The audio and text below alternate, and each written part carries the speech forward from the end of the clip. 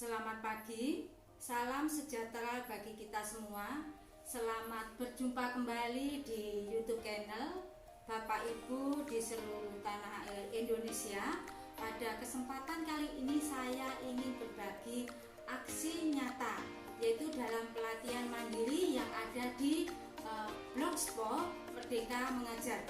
Adapun tema dari pelatihan mandiri tersebut berjudul yaitu Merdeka Belajar.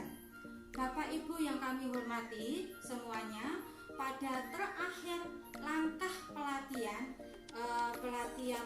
Merdeka Mengajar ini, kita harus melakukan aksi nyata, yaitu yang dapat berupa sosialisasi, kemudian bisa berupa hal-hal diskusi maupun yang lainnya. Pada kesempatan kali ini saya ingin berbagi yaitu ilmu pengetahuan yang kami peroleh pada pelatihan Merdeka Belajar.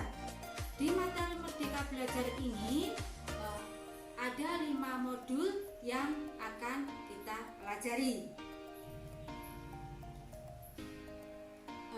Yang pertama yaitu mengenal dan memahami diri sebagai pendidik.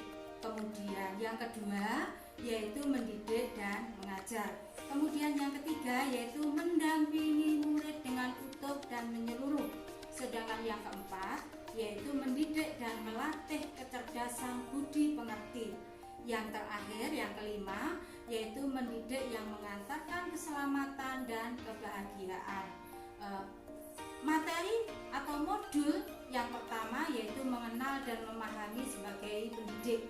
Di sini kita akan memahami bagaimana guru dengan memahami diri sendiri. Banyak peneliti fisiologi yang menunjukkan bahwa orang yang tidak dapat mengenali dan menguasai emosi diri mereka umumnya tidak akan mampu menghargai dan berhubungan dengan emosi orang lain.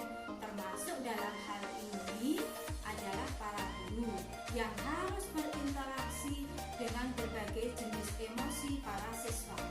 Kita sebagai guru harus mengamati kelas dan mencatat apa yang dilihat, didengar, dirasakan oleh kita sebagai pengamat atau sebagai pendidik. Yang kedua yaitu mendidik dan mengajar.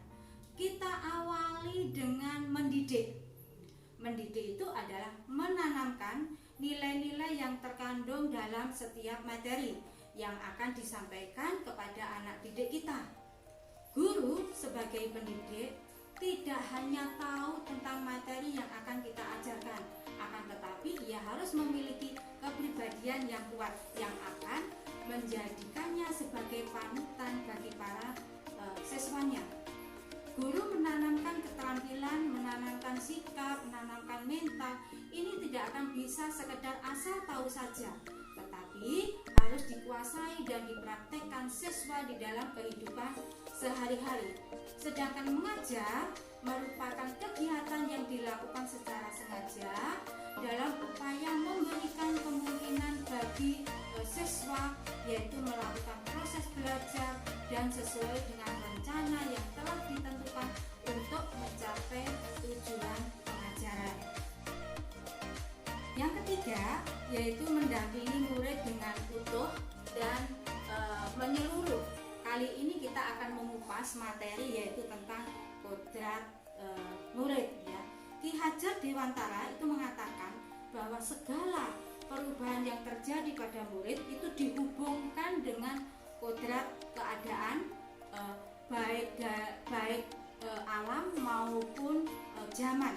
Lalu bagaimana kita menghubungkan dasar pendidikan murid dengan kodrat alam dan dengan kodrat zaman? Nah, sedangkan kodrat alam itu adalah dasar pendidikan murid yang berkaitan dengan sifat dan bentuk lingkungan di mana mereka berada.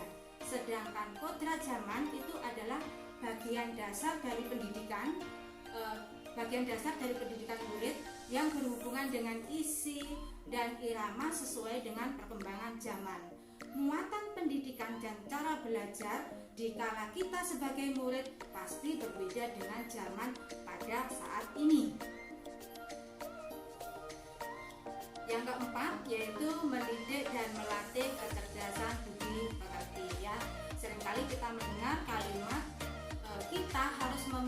budi pekerti yang baik ya.